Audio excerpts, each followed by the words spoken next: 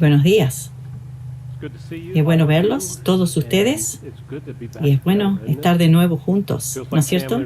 Parece una reunión familiar y así debería ser. Si tú puedes apagar un poquito, gracias. Tengo asma, no tengo el virus, así que oren por mí. Estoy con medicamento nuevo y no está funcionando muy bien todavía. Así que tengo esperanzas. Oremos juntos.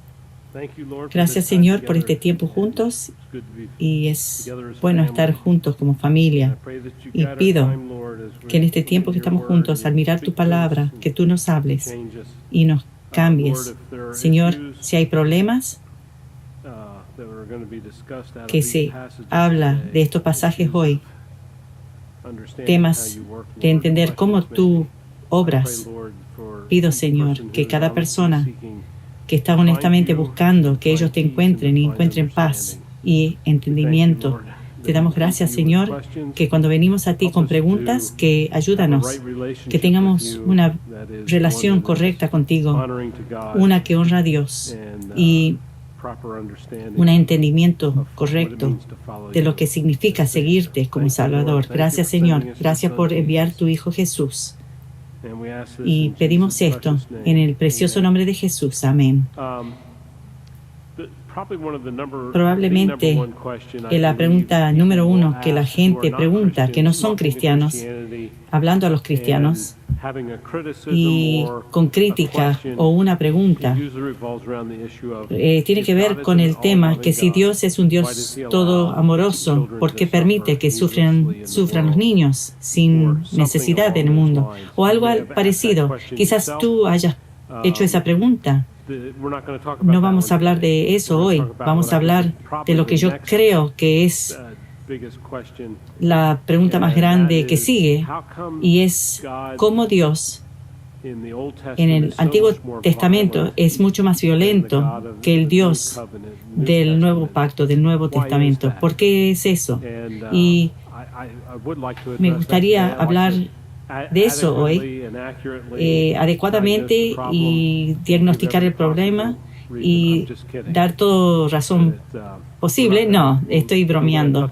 Voy a hablar de una o dos cosas nomás.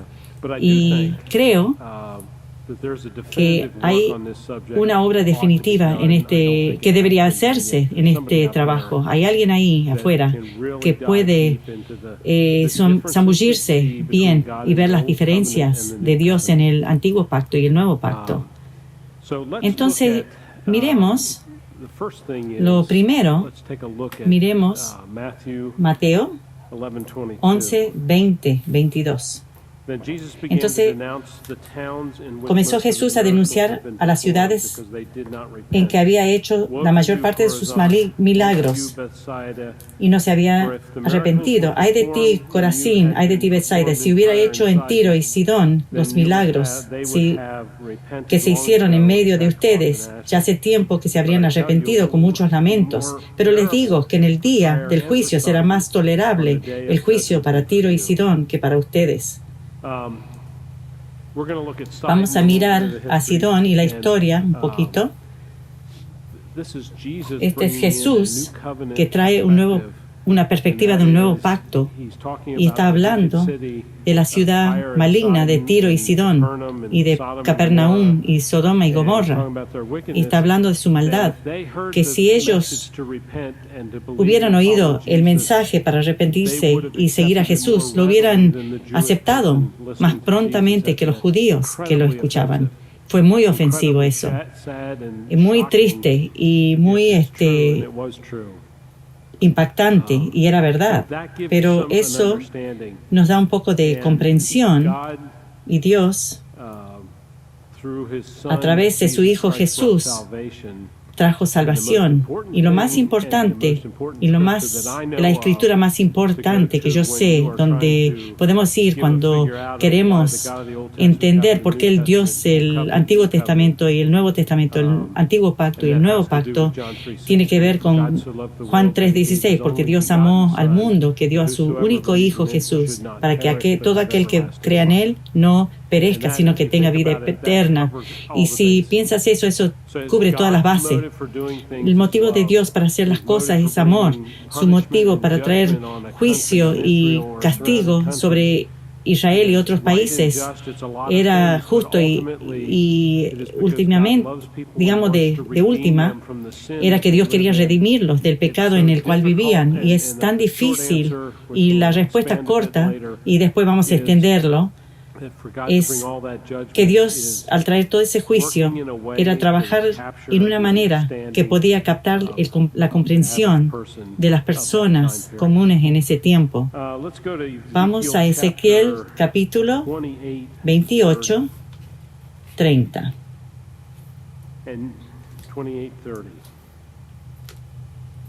28, 20. ¿Estamos ahí? Gracias. El Señor me dirigió la palabra, hijo de hombre, en cara a Sidón. Alguien, no mencioné lo primero. Hay frases idiomáticas, no idióticas. Esas también suceden, pero idiomáticas son frases que son usados en culturas y en países y culturas.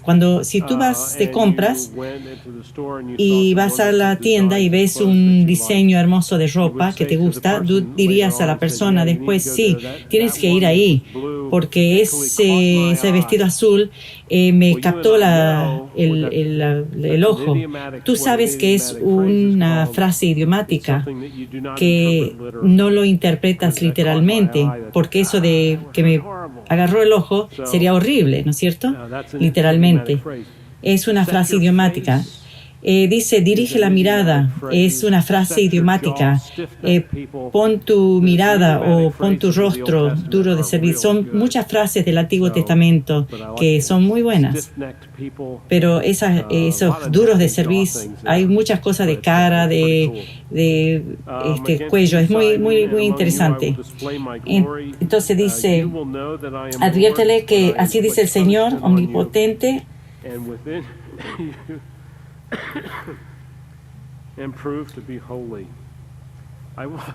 aquí estoy.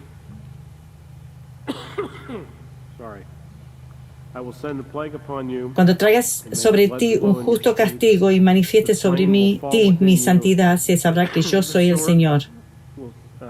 Mandaré contra ti una peste y por tus calles correrá la sangre, por la espada que ataca,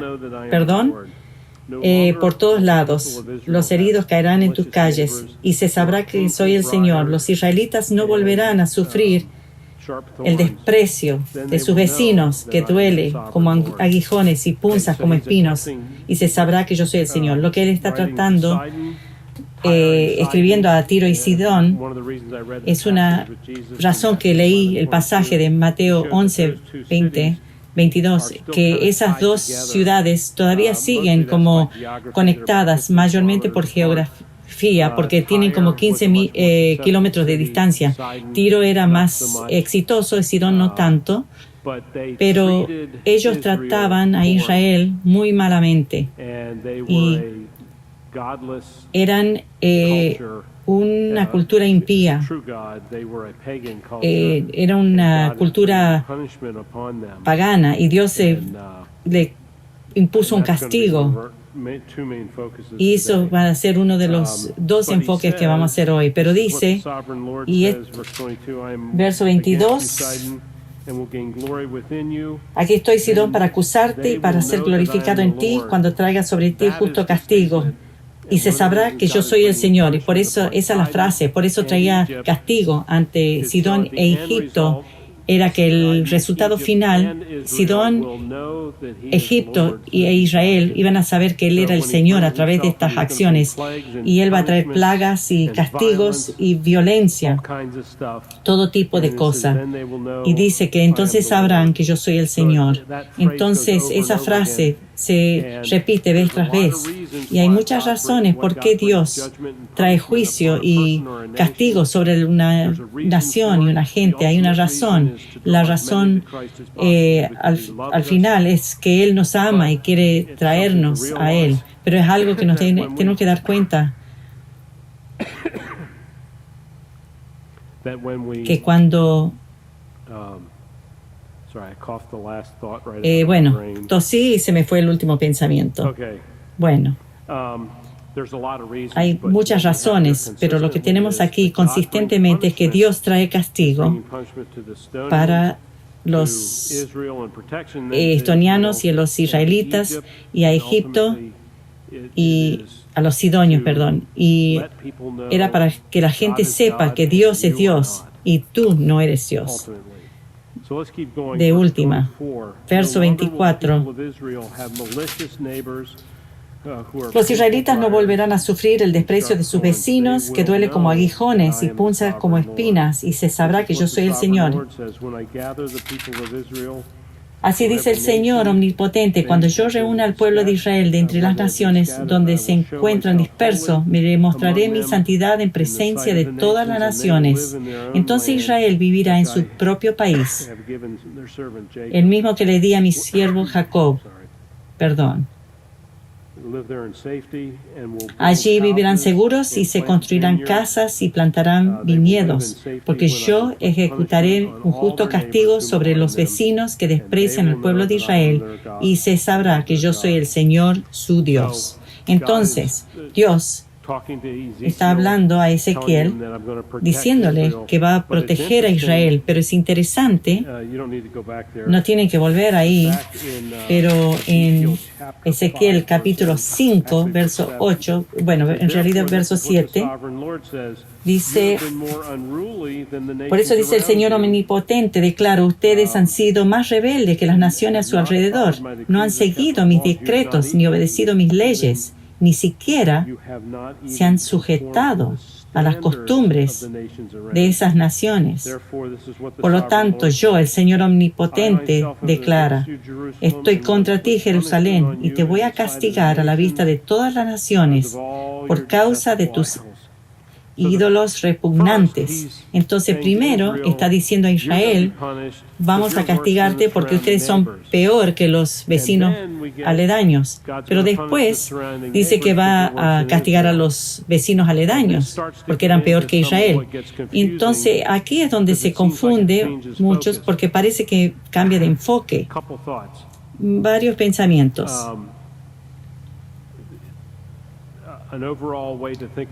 Una manera de pensar en esto es que Dios trabaja de maneras, perfectas maneras, que toca además a las más personas pecadoras con el deseo y la esperanza de que ellos vengan a la salvación y a la obediencia. Creo que es fundamental eso, entender eso. Pero Dios tiene su plan y parece complicado porque el pecado es complicado. Y para que Dios trabaje de manera que pueda redimir a los que más puedas, tiene que trabajar de muchas maneras.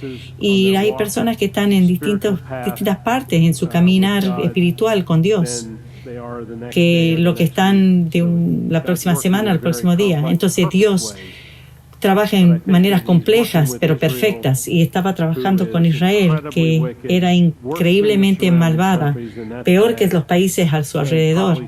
Y probablemente entre ese momento y el capítulo 28-29, los israelitas habían sufrido bastante, y ese sufrimiento tiene maneras de llevarnos a las rodillas.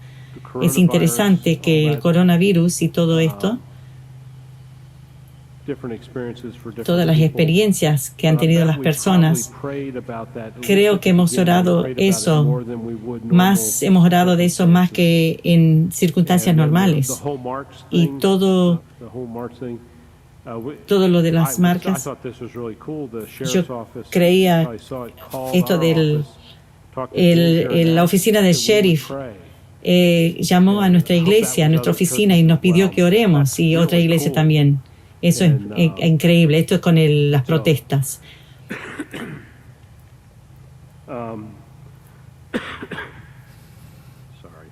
Perdón.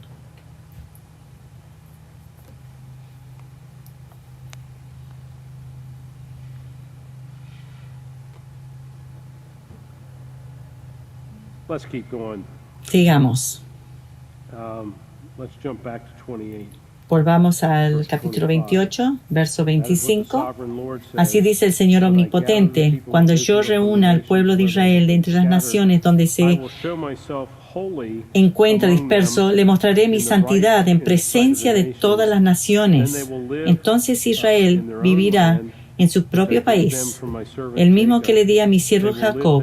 Allí vivirán seguros y se construirán casas y plantarán viñedos para vivir seguros cuando yo ponga castigo a todas las naciones alrededor. Porque para que ellos sepan que yo soy el Señor su Dios. No voy a pasar mucho tiempo. Hay otro estudio que puede salir de este pasaje y sería profético. Sería probablemente el evento más cercano era cuando fue a la cautividad a Babilonia. 70 años después salen y reconstruyen el templo y Jerusalén. Y jamás llegan a ser energéticos, poderosos. Eran un reino débil, pero eran más fieles por más tiempo que cualquier tiempo hasta ese momento. Pero habla de ellos de haber vivido en paz con sus vecinos, pero nunca vivieron en paz con sus vecinos. Entonces probablemente tiene que ver con los eventos que se llevaron a cabo en 1948, cuando Israel llegó a ser una nación nuevamente. Pero realmente no tenían paz.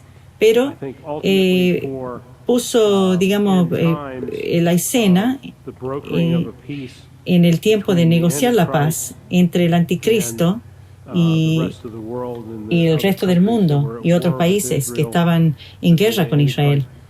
El anticristo, los que eran negociadores de la paz, y quizás tiene que ver con eso. Y si no, estoy equivocado, pero es otro estudio para otro día. Perdón. Vamos al capítulo 29. Ya hicimos Tiro y Sidón. Y ahora vamos a hablar de Egipto, verso 1. Capítulo 29. A los 12 días del mes 10º del año 10º, algo aparte. Cuando veo esto, cuando habla del 10 días, el cuarto mes, o la tercera hora, o el segundo, las fechas se dan con precisión en la literatura antigua de la Biblia, y creo que eso es otra evidencia de algo que no fue fabricado ni armado por la gente, porque la gente no es tan inteligente. Me emociona esto, y prediqué esto la última vez. Hablé de las pequeñas cosas que habla Pablo a su iglesia, a la cual escribe, y le dice a una iglesia que mande mi capa, que sería como una campera de Nike. Estas cartas inspiradas por Pablo dice hola tal o cual y no confíes en esta persona, y básicamente estaba hablando de la iglesia. Estaba tratando, bueno, necesito mi jacket, necesito mi capa. No haces eso si estás creando una escritura falsa y lo vas a hacer más espiritual, pero él está hablando de cosas mundanales, reales de la vida, cosas esenciales que tenía que hacer. Y aquí, tener esta fecha del 12 días del mes 10º del año 10º del Señor, me dirigió la palabra: hijo de hombre, encara al faraón, rey de Egipto, y profetiza contra él y contra todo Egipto.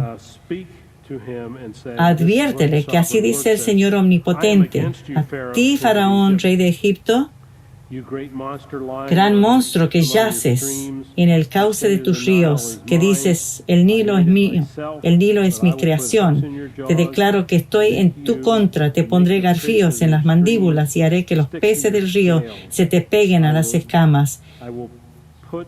Y con todos los peces pegados a tus escamas, te sacaré de la corriente. Te abandonaré a tu suerte en el desierto, junto a todos los peces de tu río. Caerás en campo abierto y no serás recogido ni enterrado. Las bestias de la tierra y las aves del cielo te las daré como alimento. Entonces todos los habitantes de Egipto sabrán que yo soy el Señor. ¿Qué está pasando ahí? A Dios le importan los egipcios. No quiere que ellos mueran. Pero hablemos de Faraón. Los faraones conocían, Faraón va al tiempo de Moisés y Aarón en la historia, y Faraón no favorecía a los hebreos. Los castigaba, los perseguía, y cuando Dios involucró a Moisés y pasaron todo con las plagas y eso, el faraón se desanimaba y se arrepentía. Y entonces la Escritura dice, pero Dios endureció su corazón y Faraón dejó de ser misericordioso. ¿Eso suena justo, que Dios endurecía su corazón? Esa es una pregunta que escucho muchas veces, y yo creo que la respuesta es esta. Otra gente también lo piensa, entonces puede ser que tengamos razón. Pero chequéalo tú al leer esto. Faraón ya tenía un corazón duro. Faraón era un hombre muy malvado, no había duda de eso. Y cuando Dios endureció su corazón, creo que tenía que ver con Dios dirigiendo, no haciéndolo más malvado, sino dirigiendo la maldad que él ya tenía. Y eso tiene mérito en mucho del Antiguo Testamento, que Dios llamó a los babilonios para conquistar a Jerusalén y castigaron a Jerusalén más al pueblo de Israel más de lo normal. Entonces Dios dirigió a los babilonios y los mandó a que hagan ese daño y capturar a Israel. Y eso sucedió.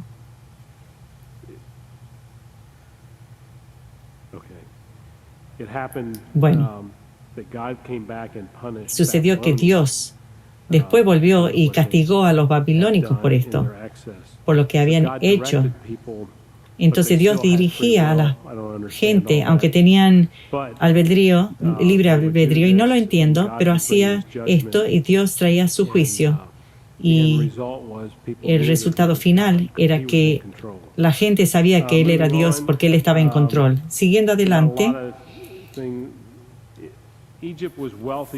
Egipto era muy rico porque tenía tanta tierra fértil.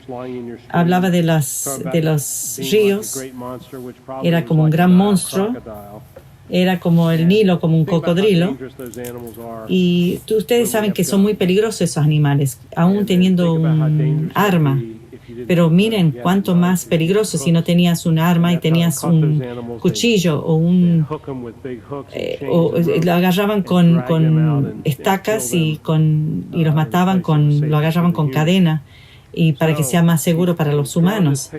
Entonces está pintando un cuadro del monstruo y que va a ser puesto en las mandíbulas de los peces y que va a pegarse a sus escamas. No sé qué significa, pero hay una lucha. Voy a sacarte de la corriente, te abandonaré en el desierto, tú y todos tus peces van a caer en campo abierto y no van a ser recogidos. Y te voy a levantar y darte como comida a los pájaros y a las aves y a las bestias, y van a saber entonces que yo soy Dios. Entonces va a haber destrucción de Egipto como nunca visto antes, y va a ser una destrucción como un evento de una vez. Verso 13 dice, así dice el Señor Omnipotente, al cabo de los 40 años reuniré a los egipcios de entre los pueblos donde fueron dispersados. Cambiaré la suerte de Egipto y los haré volver a Patros, tierra de sus antepasados.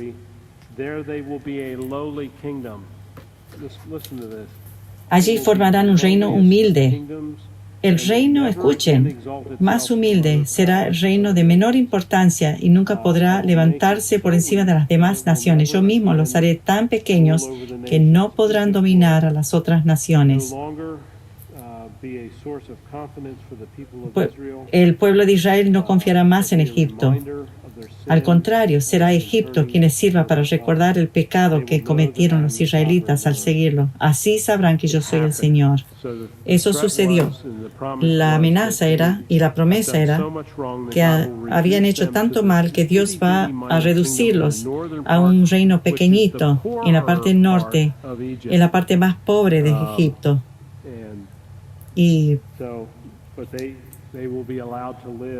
Pero se les va a permitir vivir.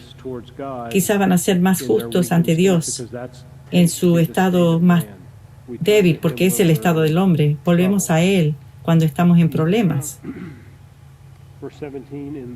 Verso 17.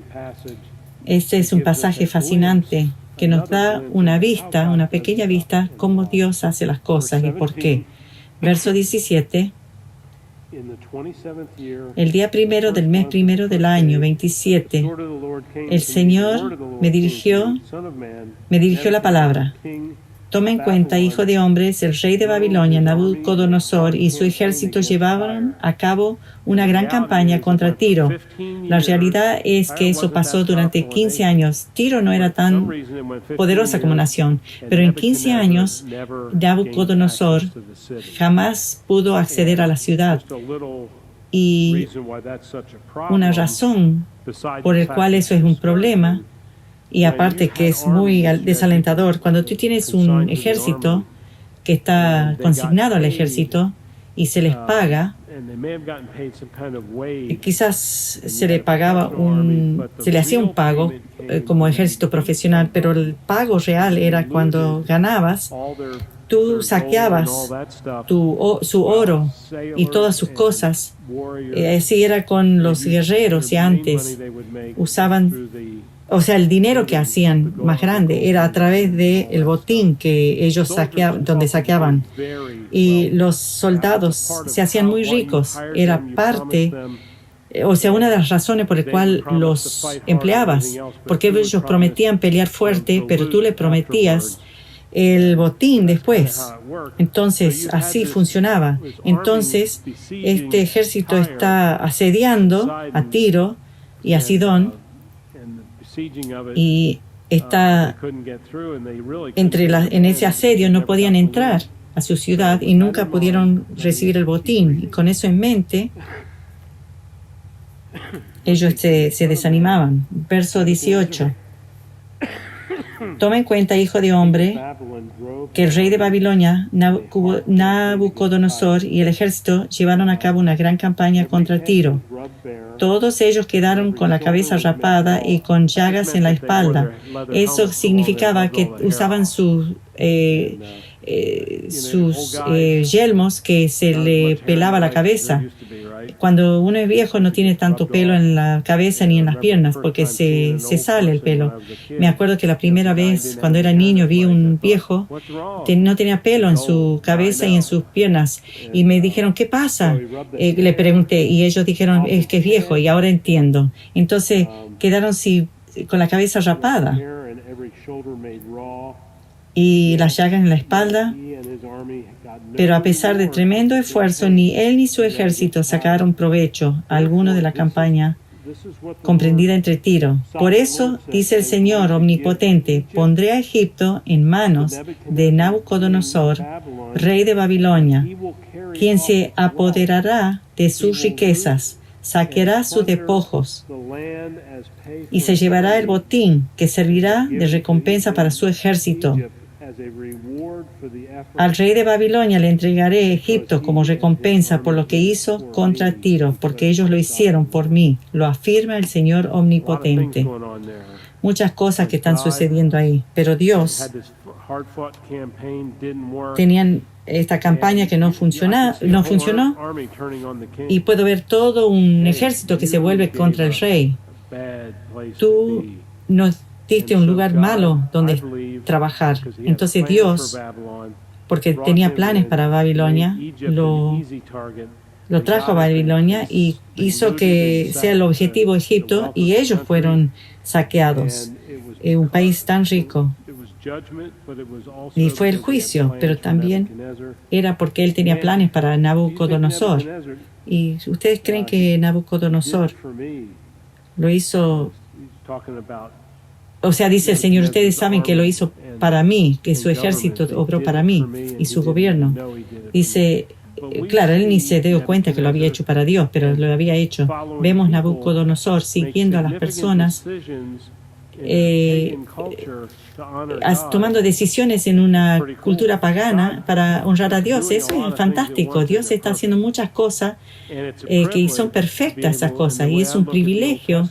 Así veo el Antiguo Testamento, es un privilegio de ser parte del plan de Dios, especialmente cuando no lo entiendo, y ver a Dios fielmente ejecutar sus deseos y su voluntad. Planes. Cuando nosotros tropezamos contra Dios, golpeamos contra Dios, podemos esperar esto. Él tanto nos ama, y la forma que sucedían las cosas en el antiguo pacto eran visibles, tocables. Si eras obediente, Dios te bendecía y te daba riquezas. No estoy diciendo que no nos cuida, pero para la mayoría de nosotros podemos ser fiel y Dios va a suplir lo que necesitamos, pero no vamos a ser ricos como Job. Entonces, el antiguo pacto era algo que podíamos tocar y probar. Se decía no matarás, pero ahora en el nuevo no odiarás. Es el cambio entre el antiguo pacto y el cumplimiento del nuevo pacto, que es interno, es una motivación interna que afecta nuestras acciones. Entonces, jamás quizás he matado a alguien, pero si odio a mi hermano, eso es algo en el Nuevo Testamento. O sea, en el Antiguo no había problema, porque no habías cometido un crimen, pero en el Nuevo Pacto Jesús dice que lo cumples es porque yo te he perdonado en mi corazón. Eso es lo que satisface la ley externa. Entonces, para tú y para ti y para mí, si caminamos con Cristo y es una relación personal, y es uno de arrepentimiento, sí, Dios va a trabajar con nosotros y vamos a tener luchas, pero si estamos peleando contra el sistema de Dios, podemos esperar ese tipo de juicio y castigo. Y el resultado final es que vamos a saber que Él es Dios. Lyle Wenger enseña escuela dominical los jueves en la mañana, que de paso les digo, vamos a tener pan dulce. No son solo cualquier pan dulce, son de Donna Bender, que lo hace casero. Y señoras, ustedes no pueden venir, a menos que ustedes planifican con Donna. Entonces estás caminando.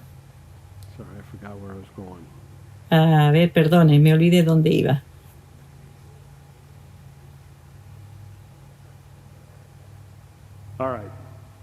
Bueno, terminemos esto. Voy a darles a Egipto, al rey de Babilonia, Nabucodonosor.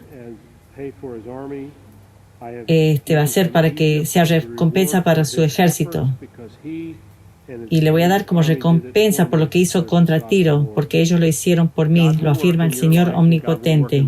Dios puede obrar en tu vida y en mi vida, que son a medida, y es difícil.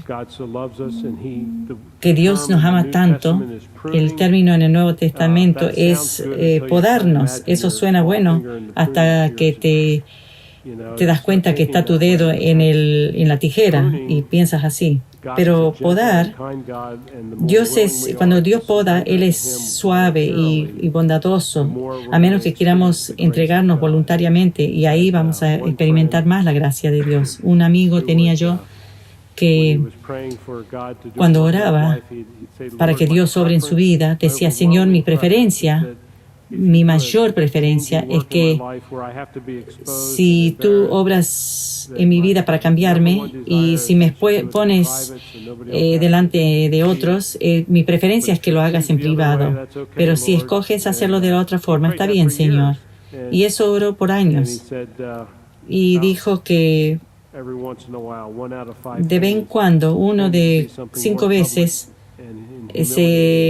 algo más público y humillante lo hacía Dios con él. Pero todos nosotros, cuando venimos al Señor, Dios es un Dios que cede su juicio cuando venimos a Él. Todos nosotros tenemos que vivir una vida, venir ante Él y permitir que Él obre nuestra vida. Y son cosas demasiado maravillosas que no necesitamos saber lo que Dios hace. Dice, abriré en aquel día, acreceré la fuerza del pueblo de Israel. Entonces tú, Ezequiel, hablarás con libertad. ¿Por qué con su vecino? ¿Por qué Israel fue creado por Dios para ser él? O sea, fue hecho para ser una luz brillante y nunca sucedió. Sucedió un poquito, pero no sucedió mucho. Y entonces el nuevo pacto comenzó a enfocar más y más en alcanzar a los gentiles. Y vemos esa transición de judío a gentil.